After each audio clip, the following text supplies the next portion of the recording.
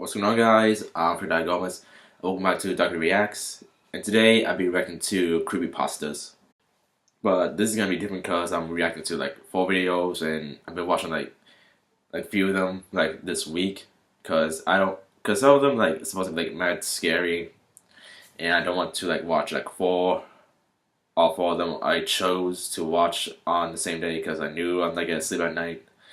And I'm pretty sure y'all know what Creepypasta is, and that I'm pretty sure like you're not gonna be scared of the pastas I'm gonna be watching. You probably already read it or heard of it. So yeah, here we go. We plowed through episode after episode. After a few hours, we made it into the night, about 3 a.m. to be exact. Sifting through the box, we found a VHS tape that read, "Pool Party." Okay. We stuck it in the VCR player, rewound it, and then pressed play. Okay. It started out somewhat normal, except there was no intro. It just immediately started. There was also something off about the animation. Yep. It seemed like it was done in a very sloppy way, except for the eyes of Courage. His eyes were straight black, with a speck of red in the middle. But we shrugged it off, figuring it was just an unreleased episode. It showed all three of them in the living room. There wasn't any music like most of the episodes. Eustace sat flipping through the stations on the TV. Then there was a knock at the door. Courage went to answer. A construction man stood there, and he mumbled something that we didn't make out to be English, but Courage acted as if he understood it perfectly. He followed the man to the backyard, where they were digging to build a pool. Once they finished digging, you could see dead bodies inside. Alright. They weren't drawn either. It was as if the animators took actual pictures of dead bodies and put them over the animation. Okay. They then proceeded to fill the pool with cement, covering the bodies. After that, they filled it with water. Static appeared, then showed them all playing in the pool, as if it was all normal. Static came again, then it just showed them all standing there in the pool, staring into the screen. Alright. A girl's voice, about 5 or 6, appeared and started singing some sort of lullaby. Nah, it just got There creepy. wasn't anything else playing, it was just her voice. Alright. This went on for about 3 minutes. It wasn't a picture held for several minutes, it was actually animated. The water in the pool moved the entire time, and their eyes blinked throughout as well. Then static again. This was where it started to get disturbing. Alright. It cut to Eustace, Muriel, and Courage all sitting in the living room of the house, with their throats slit. There was a pool of blood surrounding their bodies, an almost unrealistic amount. The girl was still singing that song. This went on for about 2 minutes. The staff and I all looked at each other, dumbfounded. Then we heard footsteps coming from the stairs in the house. It was a tall figure with long black hair covering its face. It slowly walked down the steps, then stared into the screen. More static. My heart started to race. The figure then opened its mouth and let out a blood-curdling scream, piercing our eardrums. "Oh God, make it stop, make it stop!" One of my coworkers pleaded. I pressed the eject button on the VCR, but nothing happened. I hit the power button on the TV. Nothing. Just a tall demonic figure screaming, with the beloved characters surrounding it with their throats sliced. Then suddenly everything stopped. The screen went black. We all sort of sat there, hoping that was it. Static hit again, causing us to jump out of our seats. Then a pentagram slowly faded in. Then it started to light on fire. The girl had stopped singing. There was no sound at all, not even the sound of the flame. Then it ended. The tape popped out. As you may know, the popular show Ed, Edd and Eddy has been running for a long time. However, between October 7th, 2003 and October 21st, 2003, episode 34 was accidentally released 1 week before it was scheduled to. Okay. It was also known to some around the office the primary writer had been sick with the flu, and instead of going on to make episode 34, the show was supposed to replay episode 1. At 5 a.m. Eastern, people watched a very disturbing new episode, premiering on Cartoon Network. Some children were unfortunate enough to see it. Apparently, the quality of the episode was mediocre when held to regular standards.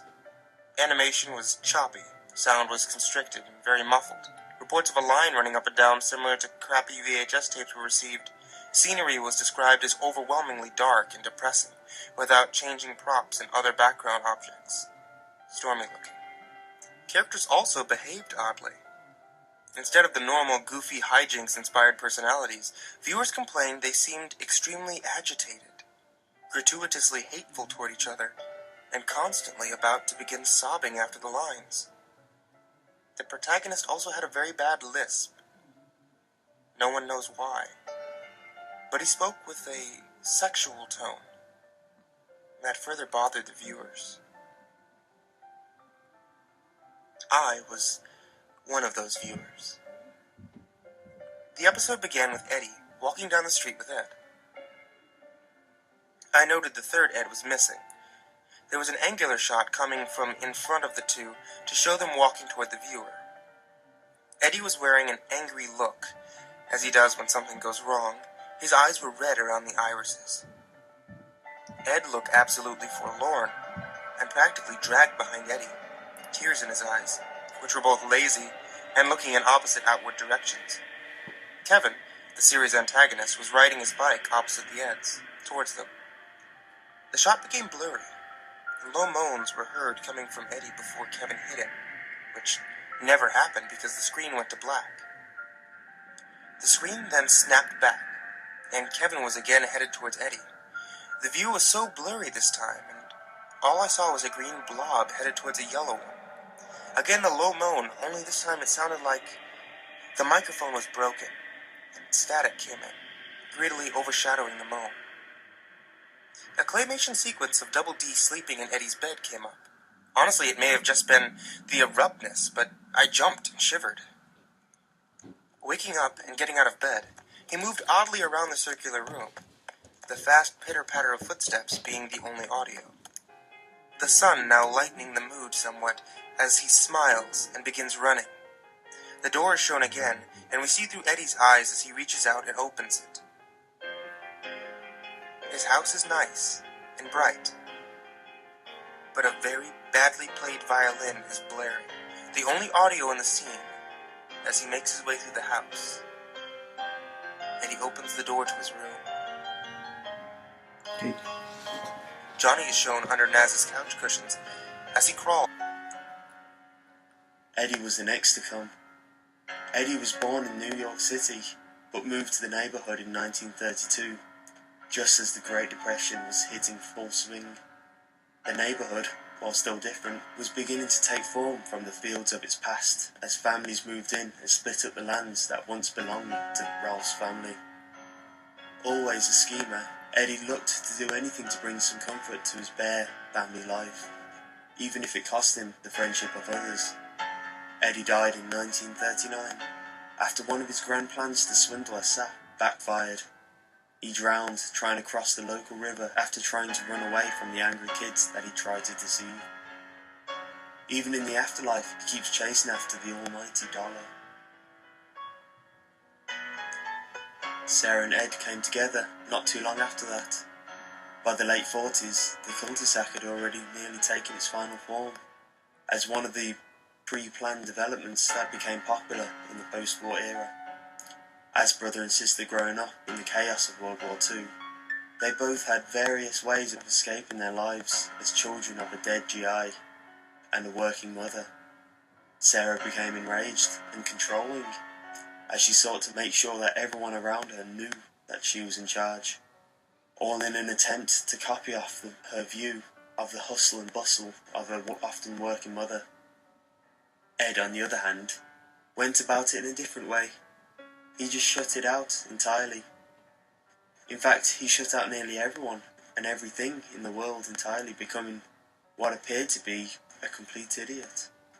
Ed chose instead to become completely involved in the monster movies and comic books that began to pop up after the war had ended. It wasn't long after that, in 1953, Ed and Sarah died in a car wreck as their mother was taking them to visit their grandparents. It didn't take too long before Double D joined the rest of the neighborhood. He was the child of two highly controlling professionals in the age of greed, that, despite their constant absence, dominated his life. As such, Ed became quite intellectual, and a rather meek and shy figure. Always the curious type, he loved to experiment when given the time away from school and his constant chores from his parents. This would lead to his untimely demise in 1986, as a gas leak combined with a Bunsen burner from one of his experiments tore him and his house to pieces.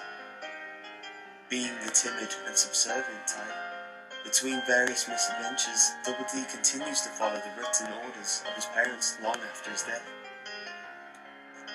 Completely neglected by the outside world, Jimmy lingered for quite some time in a state of near death, but in the end finally caved into the suffering of his lifelong illness.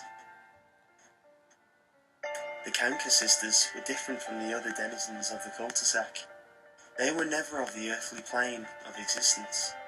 Instead, they are children of demons, not too dissimilar from the succubi from human lore. They seem to possess... You all probably know about the new generation of My Little Pony. Yep. Friendship is magic. It has, for one reason or another, became an overnight sensation. Whether or not you like the show yourself, you have to admit that its success is impressive. However, it raises a question. Lauren Faust has worked on other popular shows and has been working on her own line of toys, the Galaxy Girls. How did she wind up creating the remake of some 80s toy commercial instead of working on her own show ideas? It could be that she's just nostalgic about her child My Little Pony toys or something. But even then, what artist wouldn't rather work on their own ideas?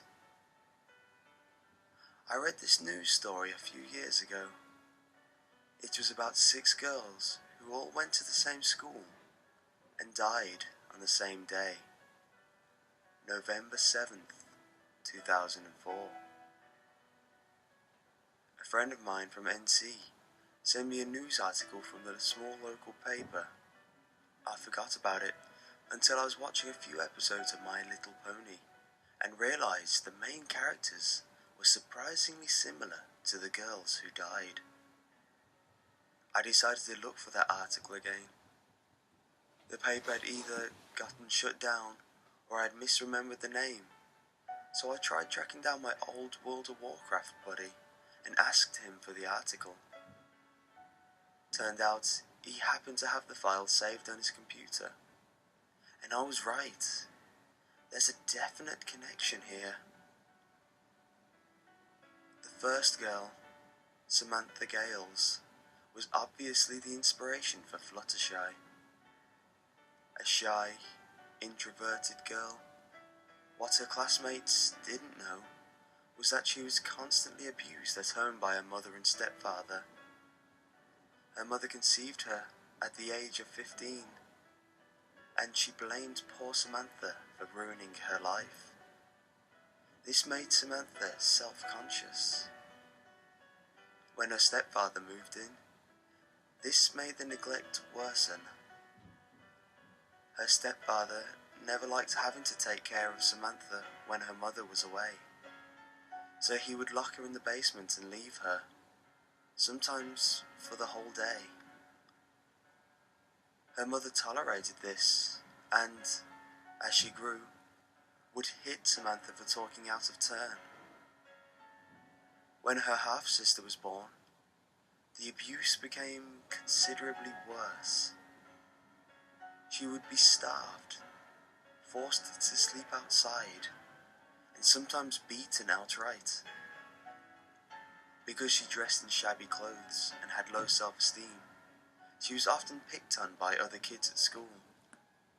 Her only friends were animals that she would rescue, which her family would make her get rid of. Well, thanks for watching, guys. We'll let it new documentary Saturday, and I guess see you next week. So, bye.